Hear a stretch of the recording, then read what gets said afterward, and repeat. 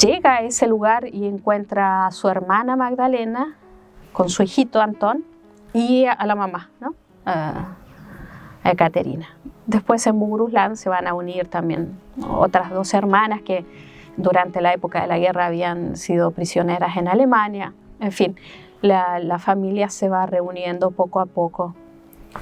Pero los que nunca van a volver son su padre y algunos de sus hermanos que durante la Segunda Guerra Mundial habían sido fusilados. Entonces es así como en noviembre de 1946 ella llega a Bugruslan y debe integrarse, reintegrarse, ¿no?, a una vida de familia que ella había dejado atrás hacía mucho tiempo y adaptarse a una nueva sociedad, una nueva vida, porque es cierto, ella recibe la libertad en el sentido que abandona el campo de concentración, campo de trabajo. Pero llegando a Bugruslan, ella encuentra con que la sociedad en la cual su familia vive y ya no es libre,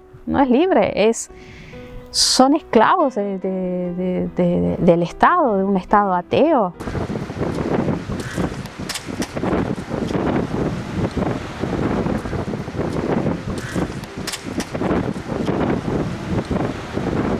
Entonces ella llegando ahí tiene que empezar una nueva vida. Y es ahí, en ese momento, donde todo lo que ella había recibido en su infancia, en su juventud, los valores, la piedad, la fe, es en este momento cuando afloran, cuando se ven los frutos también de años de dolor en esos campos, en la deportación con su familia, en los años en que estuvo sola en campos de concentración. Llegando a Bugruslan, ella empieza una nueva vida, pero también florece, ¿no? Florece quién es realmente María Fix. Ciertamente que es ejemplo de laica, principalmente porque la mayor vida de su vida la vivió de laica, pero una laica comprometida con su fe. Entonces así nos encontramos con María Fix, de 34, 35 años, que llega a Bugruslan y después de mucha dificultad encuentra un trabajo en la lavandería de uno de los hospitales, donde estará por casi 40 años trabajando. Para ella vivir o trabajar en otro lugar era también llevar su fe, ¿no? Era llevar su fe, no era simplemente ir a trabajar y decir, no, era demostrar y dar testimonio de lo que ella creía.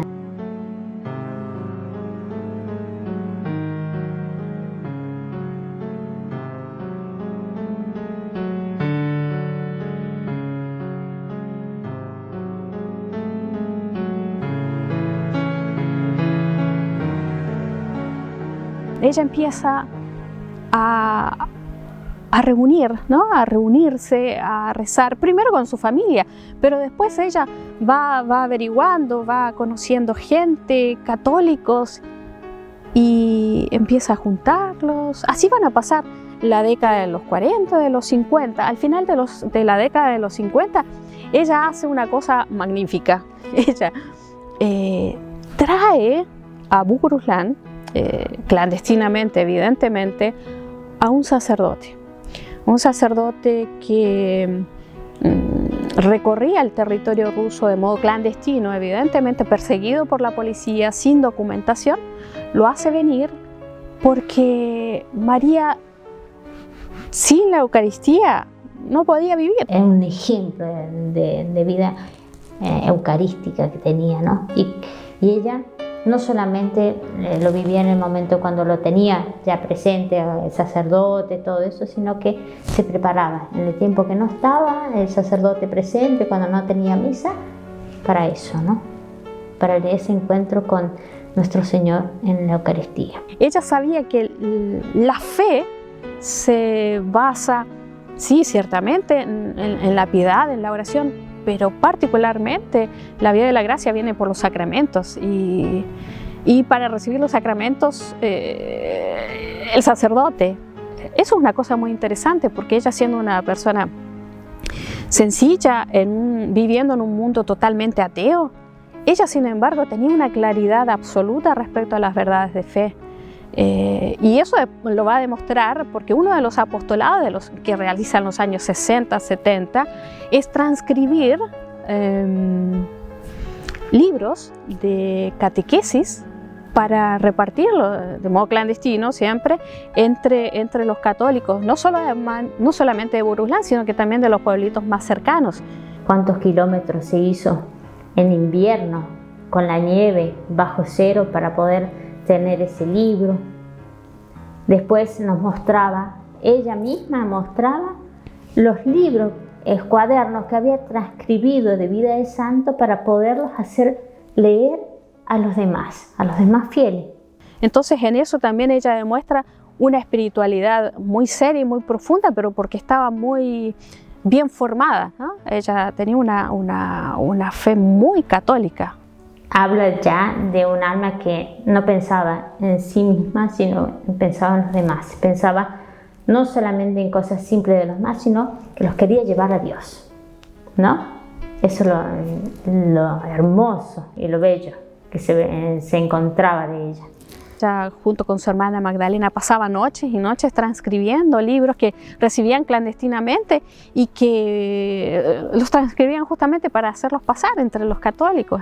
En un momento ella se entera que un sacerdote ortodoxo ahí de una iglesia cercana tenía un libro con la historia de los santos y ella decía que era un libro católico, entonces se lo fue a pedir.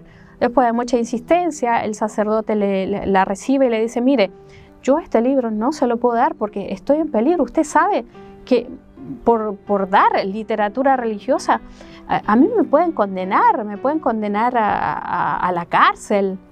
Y ella le dice: mire, yo ya estuve 9 años en un campo de concentración y por este libro estoy dispuesta a que me den 15 años más. Bueno, encontrándose ante esta mujer, el sacerdote dice: bueno, tome, acá está el libro. Y le dice: pero no me lo traiga de vuelta, ¿no? Hace venir a un sacerdote. Este sacerdote es el padre Alexander Zarivsky. En realidad, Alexander es el nombre en alemán que ellos le dan. Es un padre ucraniano, Alexie, que el Papa Juan Pablo II en el año 2001 lo beatificó como mártir. Entonces María Fix lo hace venir a Bugruslan. El padre viene varias veces, da los sacramentos. Una de esas veces a ella, a María, le deja el Santísimo Sacramento para que lo custodie, con el encargo de dárselo a los moribundos, ¿no? como viático. Finalmente, el padre Alexander es martirizado y la memoria de él marcó profundamente a María Fix, profundamente.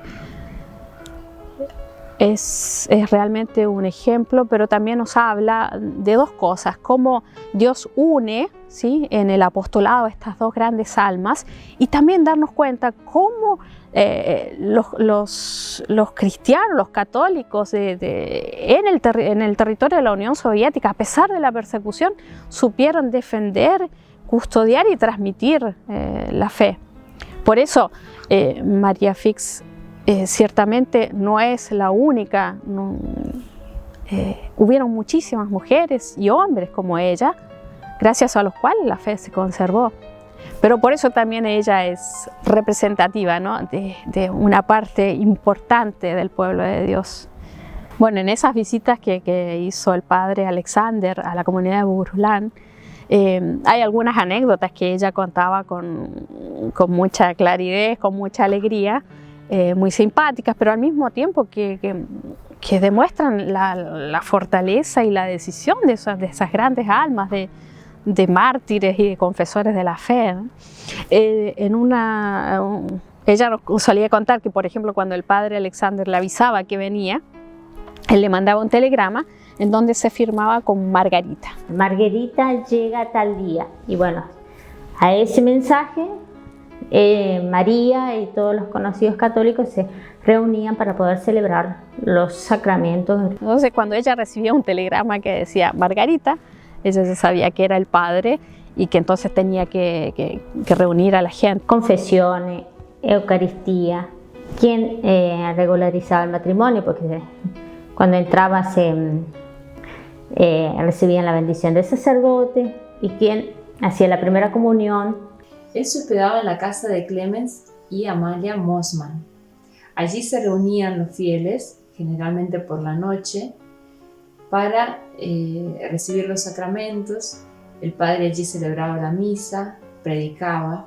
Y en otra ocasión nos contaba que se habían reunido, siempre con el padre Alexander, de noche, madrugada, para celebrar la Santa Misa y para el padre dar los sacramentos, la confesión, iba a casar a alguien. Cubrían todas las ventanas para que no se viera la luz en la noche. ¿Por qué? Porque el único momento en los cuales ellos podían hacer funciones era justamente en la noche, después del tiempo de horario de trabajo, en que se podían reunir las familias para poder celebrar tanto la Eucaristía o celebrar los sacramentos. Encontrándose ellos en esa casa reunidos, viene la policía, se ve que alguien los había delatado. Estamos hablando de la policía soviética que buscaba justamente eso, destruir lo poco de fe que quedaba.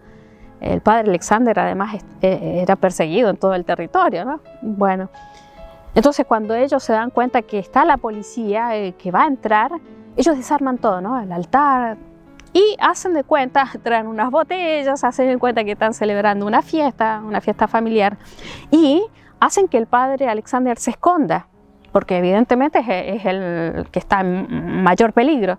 Entonces el padre se esconde detrás de una cortina que había. Abren la puerta, la policía los reciben, María sale al encuentro, los enfrenta, y ellos le dicen que están buscando a tal persona, y ella dice no. Y en ese momento ella mira hacia el lugar donde se había escondido el padre, detrás de esa cortina, y se da cuenta que la cortina era muy cortita, entonces se le veían las piernas al padre. Pero bueno, gracias a Dios, los ángeles lo protegieron y la policía les creyó y volvieron, y el padre al menos esa vez se salvó. El padre Alexander Zaretsky dejó impresa en el alma de los fieles en Bogoslán la imagen del buen pastor que da la vida por sus ovejas. Ahora parece muy lindo, pero lo que ellos vivieron fue grandioso y de un modo muy simple, ¿no? Algo natural, lo que es la fe, lo que tiene que ser la fe en cada cristiano, ¿no? Lo que yo creo, testimoniarlo naturalmente. Pero bueno, esos eran los riesgos constantes que vivían, ¿no? Pero ella siempre decía que por los sacramentos y por Dios valía la pena enfrentar cualquier peligro. De hecho, muchas veces le preguntamos: María, ¿pero usted no tenía miedo cuando la llamaban a la policía para interrogarla o las acusaciones? Y ella, con mucha seguridad y con mucha firmeza, decía: no, al contrario, más me afirmaba en mi fe. Sí. Decía, porque así como Jesús ante Pilato no vaciló de decir quién era, de defender, nosotros tampoco. De Amalia me recuerdo que ella contaba, incluso cuando estuvo su esposo vivo, que era la casa también de los encuentros cuando venían los sacerdotes a celebrarles misa en el tiempo del comunismo. Y las cosas que uno más admiraba en esa mujer era el celo apostólico.